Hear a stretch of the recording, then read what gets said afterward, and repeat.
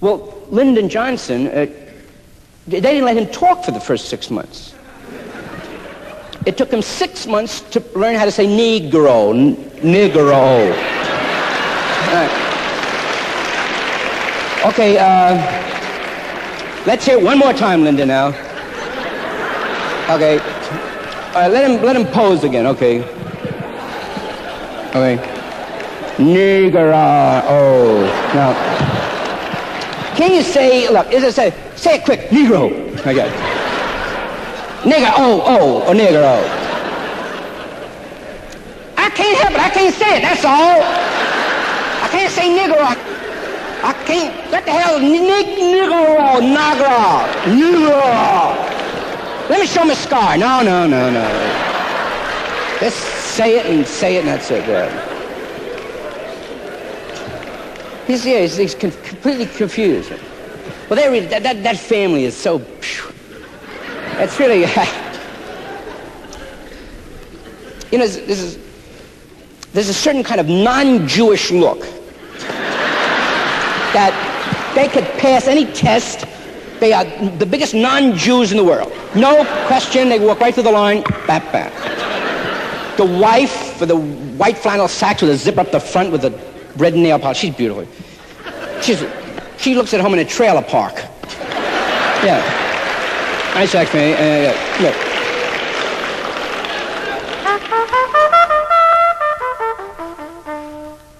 There were 1,600 partisans gathered at San Francisco's Fillmore Auditorium on June 25, 1966, to hear what would emerge as the last public testament of Lenny Bruce. His satire of the chief executive's Texas drawl obviously fulfilled their expectations. Throughout a tempestuous decade, he had unflaggingly skewered the church, motherhood, racial prejudice, Victorian attitudes towards sex, the law, and the abundant apathies of American life. No sacred cows eluded his saber. His utterly frank, uninhibited commentary attracted more enemies than friends. The majority of detractors dismissed him as an irritating menace to the status quo. They scolded him for fathering a strain of so-called sick comedians. Those impressed by Bruce's unsettling inquiries regarded him as the most audible voice of dissent in his time. He offended many of his audiences by his consistent public use of vulgarities, which listeners themselves use just as often in private. He became fair game for noble law enforcement officials who dogged him in half a dozen cities with a determination usually reserved for kidnappers and rapists. Lenny Bruce died less than 2 months after his San Francisco appearance, a hypodermic needle embedded in his arm. But not even the silencing of his strident voice can stifle his endowment, the need for protest in contemporary society. Dr. Joel Fort, a lecturer in the sociology department at the University of California, served as a witness for Bruce in one of his numerous days in court.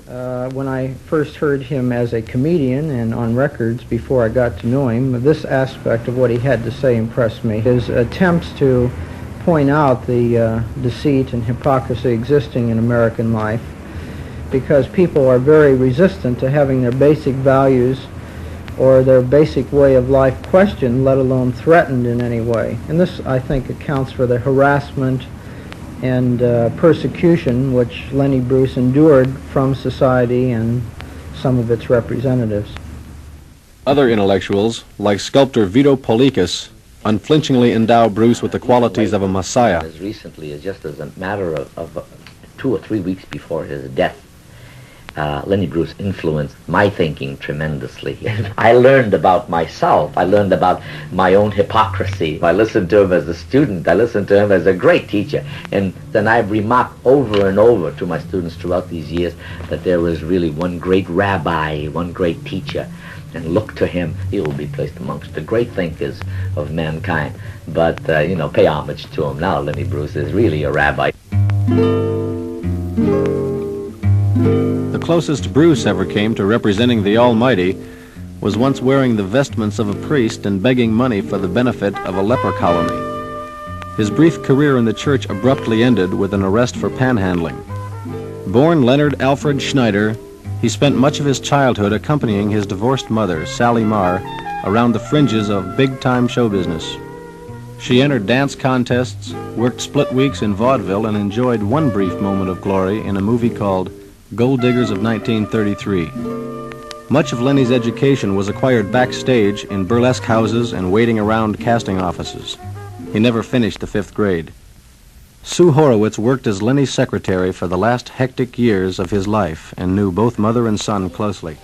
When you got to know Sally, after you knew Lenny, you could understand a lot of Lenny more. You could really see where he got a lot of his ways from, you know. All these years I didn't realize it until I sat back and listened to Lenny on stage, and I went back 20, 30 years when I used to talk to him when he was a little boy, and all the things that he was saying were the things that he was living with me, that he was absorbing, that he believed in. Now, Lenny was very serious and was always thinking. He was always thinking. He was a loner. I never could get him interested in sports. I was completely an extrovert. Lenny was completely an introvert. The collection of standard one-line jokes with which Lenny won an Arthur Godfrey Talent Scout show in 1945 caused little apprehension among the comics hanging out at Lindy's. Before long, he was reduced to emceeing burlesque shows and introducing a motley array of tassel twirlers. He married a headliner, stripper Honey Harlow, in 1951. The marriage lasted 7 years. You start experimenting around with dope. It changes everything. You know, you would do things where you ordinarily, that wouldn't even come in your mind to do it, you know. He just liked the feeling. But he could stop it whenever he wanted to, and he didn't feel guilty about it. Well, I did, and I couldn't make sense in my mind why because I was always so sure that if I did want to stop, I could. Until the first time I tried to stop. It's like the lady who was the alcoholic, I'll cry tomorrow. The junkie said, well, I'll kick tomorrow. And it was the same thing with me. But tomorrow, it doesn't come. Honey Harlow's liberal attitude towards extramarital sex was an additional irritant. But I wanted Lenny, I never told him this, but I wanted him to tell me, you don't do those things, you know, you don't stay up till 6 in the morning and drag home one of the musicians. But, he just said, well, okay, baby, no, it's fine. Didn't even complain if I made any noise when I come in or anything. And it seemed like, that I found that I was doing stuff that I didn't even want to do, just to see how far I could go. Just to see if, and then he wasn't my idol anymore. Jojo DeMora, a loyal Bruce follower who later worked as his road manager, remembers Lenny after the marriage ended. He loved her so much. He had loved her with everything that a man could love with. When she left him, when it was all over, when he decided in his mind that, man, he's not going to make it with her anymore, it's all over. As far as he's concerned, now it's Lenny Bruce, strictly Lenny Bruce. He started to cook. His mind was working strictly funny. It was party time. Every night was party time. Honey Bruce eventually was sentenced to a term in a federal correctional institution. The care of her child, Kitty, was assigned to Lenny's mother. And since the divorce, I saw a different Lenny. He went a different way completely. As soon as Honey put him down, then I saw a different man. He used to say, and actually he is here, a lovely lady, too bad she's diseased. This is how he started to introduce the strippers on stage, you know. I got custody of my kids. My wife's a tramp. What do you mean she's a tramp? Did she go in the woods and roast Mickeys? No, she sleeps with guys. Oh, that filthy thing. She does it in front of the kids. How about that? Would any of you ladies do it in front of your kid?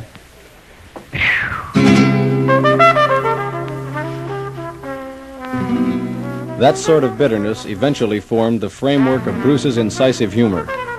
By the time he began attracting attention at a smoky San Francisco nightclub in 1957, he had made a swift transition from stand-up, joke-telling comedian to a freewheeling, hard-hitting critic of contemporary manners and morals. His routines were totally improvised. No two of them were exactly alike. Like an evangelist, he harangued audiences about their own failings, and those who understood spread the word. Soon he was playing nightclubs like the Posh Blue Angel in New York at a fee of $5,000 a week. A routine on one of the albums, titled Religions Incorporated, mercilessly assaulted the commercialism of big-time religion and chided the papacy for its failure to take a firm stand on integration. In the following years, the chasm between Christianity and churches became a recurring theme that some observers feel ultimately triggered Bruce's downfall. You too. What? You get crucified today. Get my file down here. Okay, get ready, all you guys. You're all getting crucified in this cell. Look, I'm the good thief. I'm in here for checks. Come on, you get ready. Getting crucified. I'm not getting crucified. Get my file down here. I'm the good thief. I'm here for petty theft. You understand? Checks. I'm going to get crucified now. I don't know what the hell this guy's doing, but it's good luck to him. Okay, now he sees they're getting all ready, and they're moving him. Hey, mister, do me a favor. There's a mistake here. They think that I'm with you for some reason here. And Christ says, don't worry, you'll be with me. Come on with that. I'm not with you. But tell him. Come on, it's no joke now. We're going up the hill here. He's praying, and everybody's praying, and pushing him. Like, come on with it. Hey, get the public defender. Okay, now up on the cross. Hey, mister, please, before it's too late, do me a favor, okay? Tell him. He said, don't worry, you with me. Stop saying that, will you? I'm not with you, okay? I mean, I'm with you, I like you, but they think I'm with you means that I'm with you. I conspired with you, I don't know. Look, don't be pushy. I like you, okay? I don't know what you're talking about. I woke up, all I know I'm getting crucified. I'm here for checks. I can't get crucified. I'm being denied due process. I'm entitled to do my time for checks first. And I don't want to get crucified. I can't go now, okay? I'll meet you later. Come on, don't be pushy now, okay? That's all. He started to wonder about if the Messiah is going to come back. Quick flash, and the Pope is too much. It looks like the Birdman of Alcatraz and Eichmann combined. Here. He wavers. He's just, arriva. He's really cute, just a little bird. I wonder what was going on in his head there. Spellman looks like Shirley Temple. He's That's how I get in trouble for New York. Just saying that. But a priest told me that. That's what burns me up. I suspect you mean Shirley Temple. That's funny, Shirley Temple. That's good imagery. Sympathizers, in retrospect, feel that Bruce went too far in his relentless strafing of the church. Before long, Lenny found himself making dramatic front-page headlines rather than the predictable negative reviews lost in the theatrical pages. Within a relatively short period of time, he was arrested on narcotics violations in 3 major cities. Now, the similarity of charges, all of them eventually dismissed, made one wonder whether Bruce was being intentionally victimized. On October 5th, 1962, police apprehended Lenny outside of a Van Nuys, California hobby shop. Evidence later presented by the state's expert medical witnesses contributed to his conviction. Following many appeals, Bruce was acquitted of being an addict. Dr. Joel Fort examined Lenny during the first trial and testified in his defense. He currently serves as director of the San Francisco Health Department Center for Special Problems, and at the time of his testimony was a United Nations consultant on drug abuse. Was that he had been certified by 2 Los Angeles County doctors as being a narcotic addict. And it was my judgment that he was not an addict, and it was very clear-cut that he could not have been addicted during the period in question.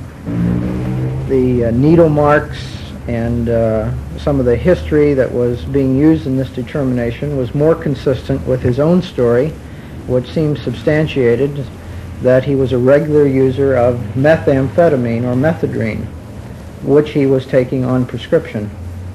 So I think with him, drugs became a kind of crutch in some respects to keep him going during periods of depression and frustration or alienation, since he was under such constant and regular harassment and persecution for his beliefs and statements, both as a comedian and in the courts. But I would say in any case, drugs were secondary, as they often are in people's lives. Where somebody is non-conforming or rebellious or, in a broader sense, questioning their society, they inevitably will become frustrated at the lack progress they as individuals or the society as a whole is making in dealing with the wrongs and ills. And one thing they customarily do is turn to so-called deviant behavior, which may be excessive use of drugs, it may be in the sexual sphere. Commenting on Lenny's use of drugs, San Francisco Deputy District Attorney Arthur Schaefer voices similar understanding. He couldn't do what he did on the stage. So I never really even thought of criticizing him in that respect.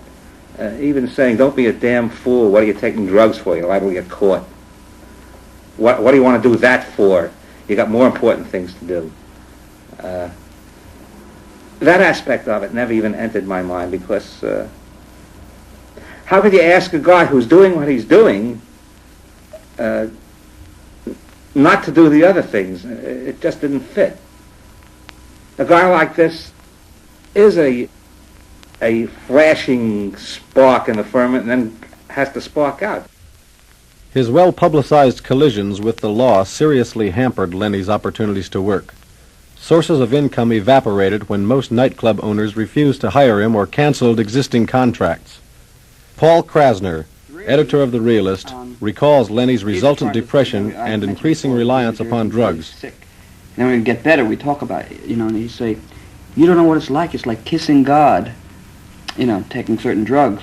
And he would talk, we would be there later, and he would say, I know I'll die young. That was the context. He said, look, I may die young, but it's like kissing God. And so if it was, so he was saying that if he died young because of drugs, it would be worth it.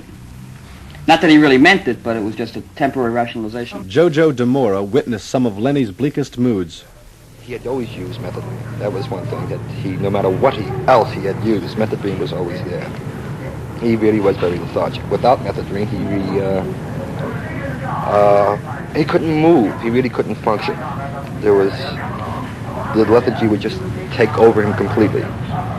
And it wasn't that it was a hooker. He dug what it did for him. Lenny didn't like to sleep. He felt that sleep was a complete waste of time. And all those sleeping hours, he could be working on this, working on that, working on material, and just continuously working. If it was aspirin, you didn't tell him what it was, he'd take the aspirin, as long as it was a pill or something, some sort.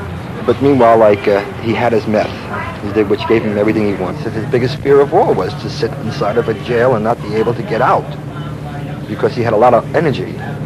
A lot of energy, a lot of. And the idea of being inside of a cell, pinned, not being able to get out, he had felt that he would flip out completely if that ever happened. He used to start screaming. Dr. Joel Fort elaborated further on Lenny's frustrations. Well, I think he was a very unhappy human being. I would say he was unhappy, restless, often depressed. He himself at times would describe himself as a megalomaniac, and it would be very difficult for somebody to see the world as it really is without being to some extent unhappy, restless, and dissatisfied. Lenny's mother accompanied him on his visits to a parole officer following a Los Angeles County conviction for possessing narcotics. The first time that I took him to the parole officer, he was so depressed. He didn't want anyone else to take him or anyone else to know anything about it. He was so depressed when he got out of that car and he went upstairs. But both of us had the same thing going. Sally Marr had also helped raise Lenny's 11-year-old daughter, Kitty. The girlish blonde hair billowing over her shoulders disguised her remarkable maturity. Saying how great he was and everything, son. Like some people just don't want to face what there is. They just want to be put on all the time, and they just don't want to listen to anything else except what they think. And sometimes that can hurt you, He just had talent, that's all. He just knew how to talk and make people laugh. Kitty's sorrow is reflected in her self-accompanied elegy, which father and daughter sung together a week before his death. I forgot it now. I'm all nervous. No, that's okay. You better turn that off. No. I think. Right here? Yesterday, all my troubles seemed so far away. Now it looks as though they're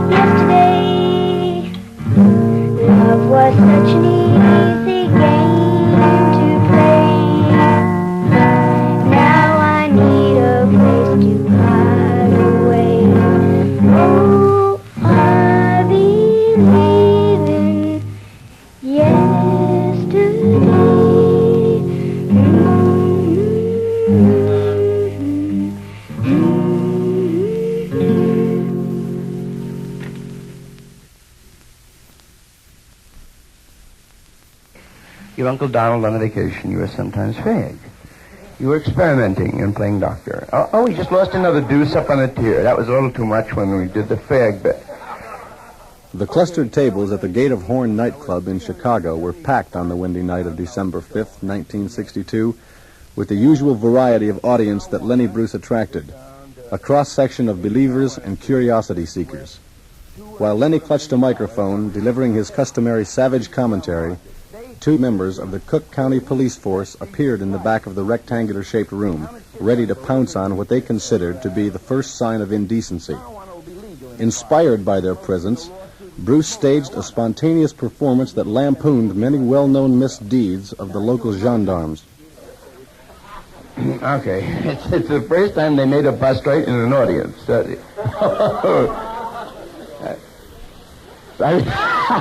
I really did. Wake up quick, out the back, Ray. This bricks move, anything.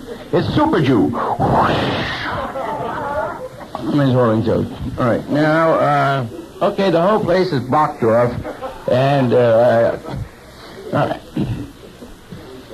Oh, I knew that. Yeah. All right. The patrons were standing on their feet. One of the officers climbed on the stage and told them to sit down before announcing, "The show's over, ladies and gentlemen," and checking everyone's liquor identification cards.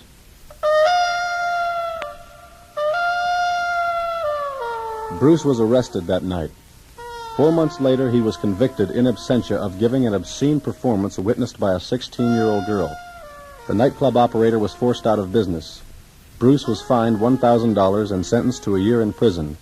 But within that year, he was freed by the state Supreme Court. He celebrated by triumphantly recreating the Gate of Horn incident at later nightclub engagements. Many of Lenny's troubles stemmed from the rapid-fire manner in which he delivered his material. He talked so fast that all, most listeners, including jurors, heard were the obscenities.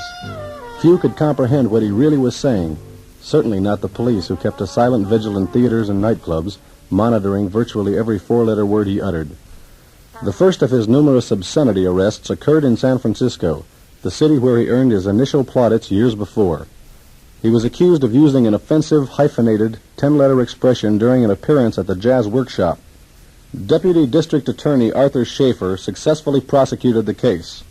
Surprisingly, Schaefer's estimation of Bruce changed completely shortly after he won the conviction. Picking up a guy on Market Street, it wasn't that type of case. You could see immediately that Lenny had a message to convey and was sincere and honest about it. And his message was, I think, to expose and hold up a mirror to society so that they can really see themselves. And he used words as the weapons to hit them over the head with. As tools, clearly not for the purpose of entertaining. I mean, the word was a hammer that you hit people over the head with to make them recognize that they're being hypocritical in every phase of their life. The words are merely a means of conveying ideas. And what he was trying to get at was the significance of these ideas. What kind of crap is it to be able to say sexual intercourse and not the other? All people use these words, including the judge and the jury and everybody else. But you don't dare say that you use them. Do you share that recall with me? The first gig I ever worked up here is a place called Ann's 440, which was across the street. And I got a call, and I was working a burlesque gig with Paul Moore in the Valley. That's the cat on piano here, which is really strange seeing him after all these years. And working together, the guy says, there's a place in San Francisco, but they've changed the policy. Well, what's the policy? Well, I'm not there anymore. That's the main thing. Well, what kind of a show is it, man? Well, you know. Well, no, I don't know, man. Like, it sounds kind of a weird show. Well, it's not a show. A bunch of That's all. That's a damn fag show, and that's... Oh. Well, that is a pretty bizarre show.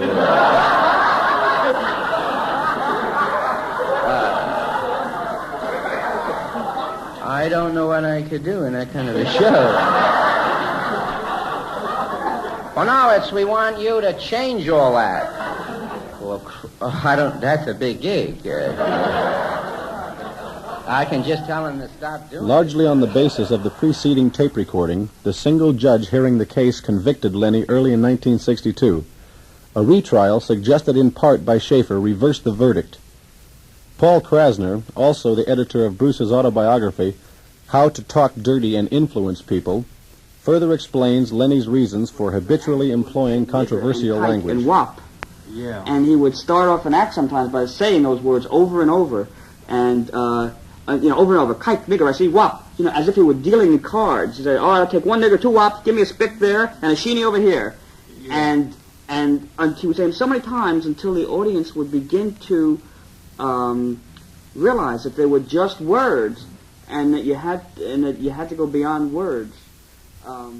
Offstage, Bruce's open relationship with his young daughter illustrated how the public concept of what is obscene clashed with his own views. I saw them taking a shower together, and I said, "Wow, he really believes what he's talking about," because he has a father with I guess she was about 8 or 9 years old then, and he's taking a shower with her, and hey, our bodies ain't dirty. On the other hand, he was staying at my home once, and my wife was breastfeeding our baby, and he kind of turned the other way. He was a little bit embarrassed. So he wasn't totally consistent. I want to help you if you have a dirty word problem. There are none. And I'll spell it out logically to you. To preposition. To is a preposition. Come is a verb. To is a preposition, come is a verb. To is a preposition, come is a verb. The verb intransitive. To come. To come. Now, if anyone in this room or the world finds those 2 words decadent, obscene, immoral, amoral, asexual, the words to come really make you feel uncomfortable. If you think I'm rank for saying it to you, the ear of the beholder gets rank from listening to it, you probably can't come.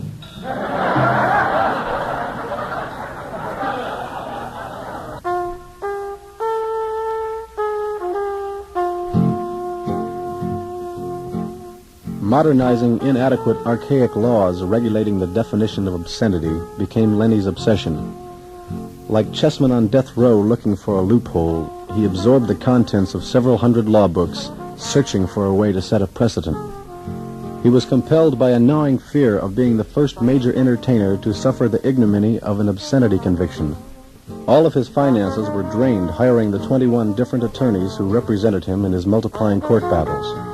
During one frantic period, he was simultaneously fighting 2 charges of narcotics possession and 1 each of obscenity and battery. According to Schaefer, the tactics Lenny employed to implement his laborious efforts ultimately proved his undoing. I feel Lenny was doing something which was very important, and doing it very well. So well that it killed him, literally. Or so well that he was killed by it.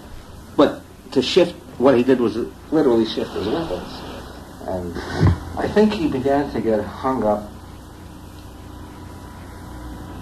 on the very thing that he was basically criticizing. When he began to delve so deeply into the law and the procedures, and that is on the words and the symbols rather than the meanings of them, and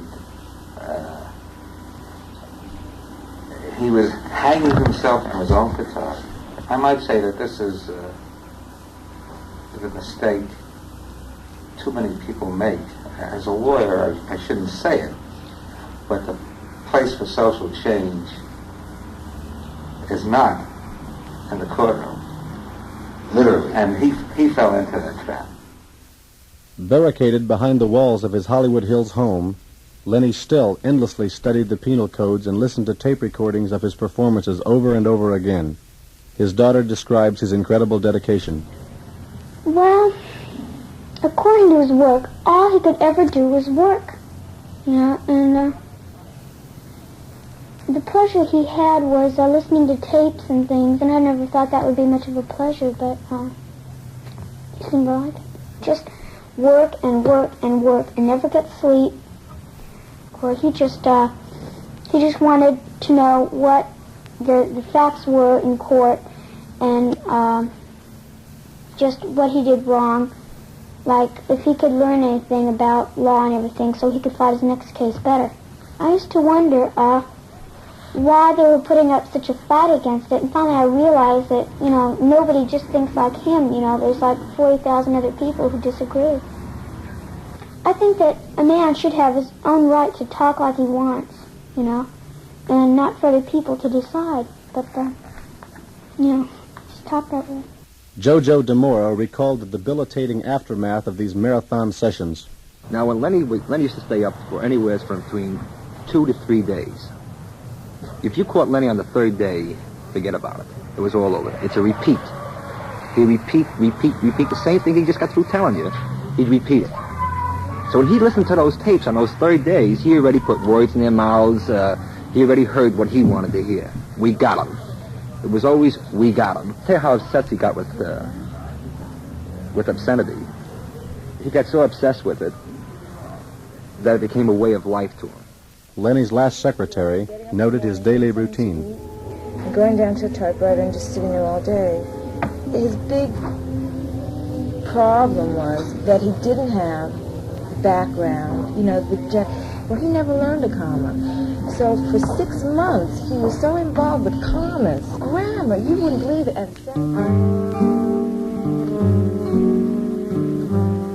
The celibate regimen began to take its toll. Lenny looked haggard, and there were deep black pouches beneath his watery eyes.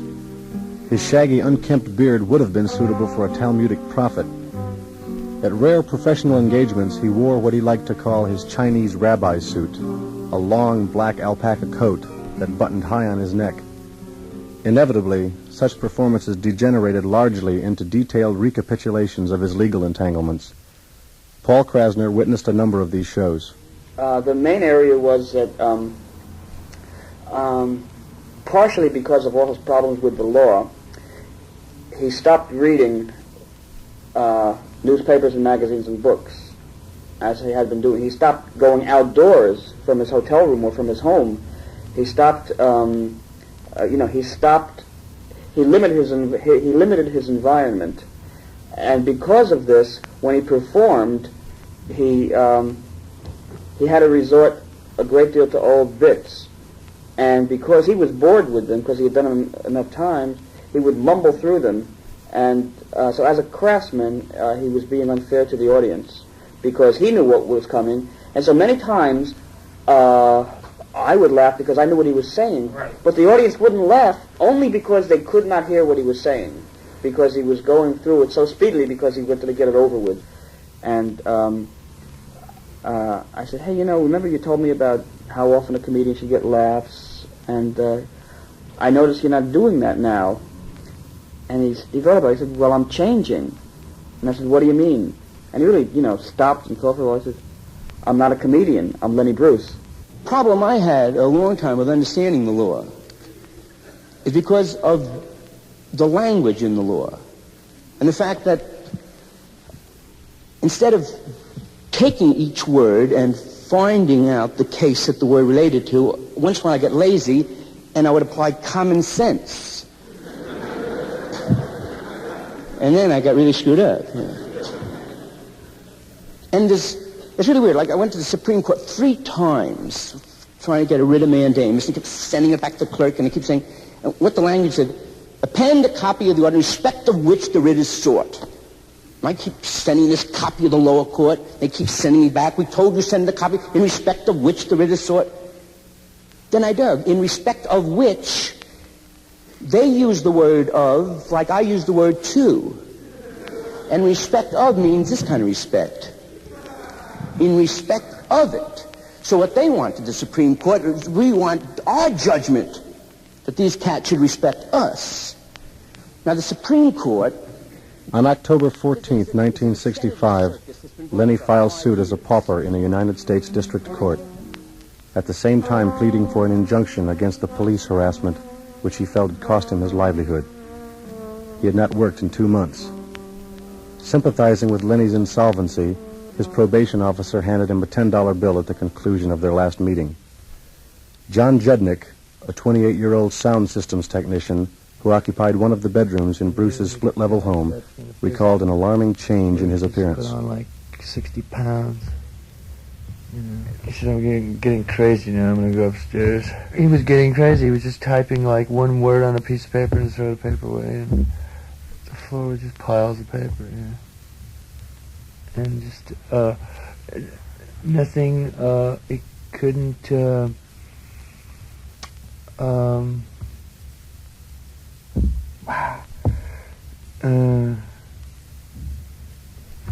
never get all the facts together.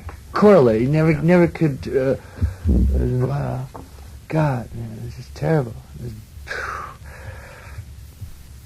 Wow. Religion. He burned it out like in 5 years. Yeah. It was Judnick who discovered the body at 6:15 p.m. on August 3rd, 1966. I opened it, and then he was on the floor. I reached in, picked him, tried to pick him up, and both fell backwards into the pantry by the sink. Yeah. Yeah, he was slippery, yeah. But he was cold already. Oh, when I first saw him, I didn't know, I just grabbed him, and, and his spike was in his right arm. It's still there. It was just all the way, plunged. The tie, he had a tie, it was just draped over his arm, and I picked it. It was just like around, and I just pulled one in and picked it, and it dropped it. There was a little bit of blood in his arm. I just wiped it off, the water, put the spike in the sink. A week or so before he was reading books, things about death, and he could see no hope for anybody or anything in the way things were going. It's the country, the world. Before he found out. Lenny Bruce was dead at 40, symbolically crucified by his own hypodermic needle. He had been preparing for a trip to New York where he would appeal an obscenity conviction and a lengthy jail sentence for delivering what was termed an obscene, indecent, immoral, and impure monologue in a Greenwich Village cafe. He was also contemplating his California possession of narcotics conviction, planning an appeal based on a constitutional amendment designating the right of search and seizure. Jojo describes his arrival at the death site. Well, his last words that were written on a typewriter. I think that maybe he could have had a spoon of shit.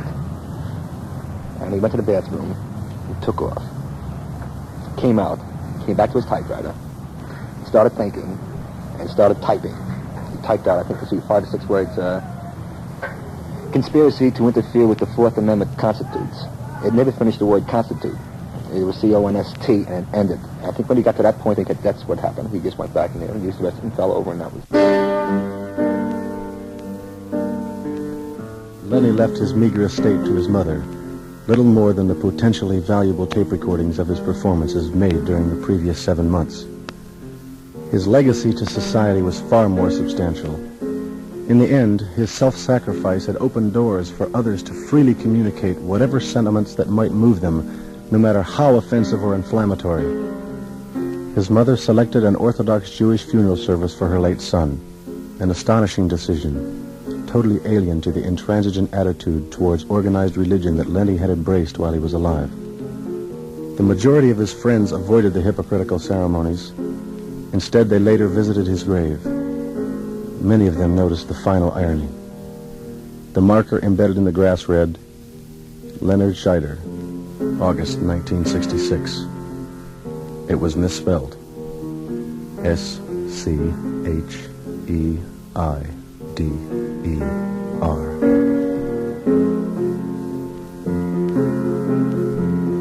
I've lost a friend and I don't know why.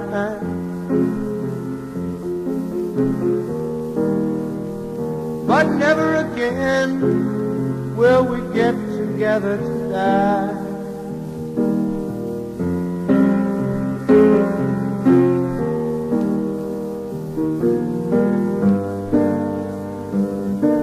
And why, after every last shot, was there always another?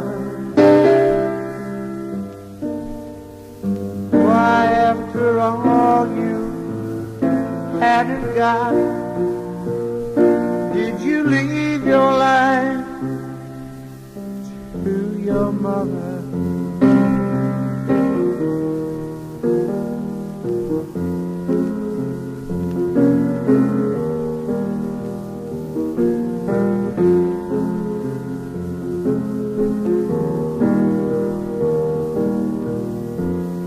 And Honey Hollow,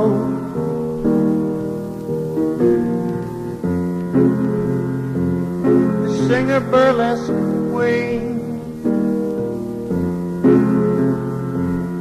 how did she know you needed morphine?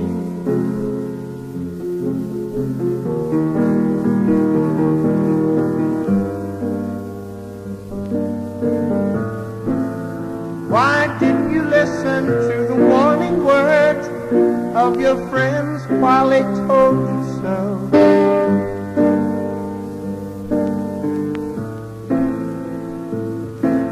I know you couldn't listen to people talk about what they didn't know.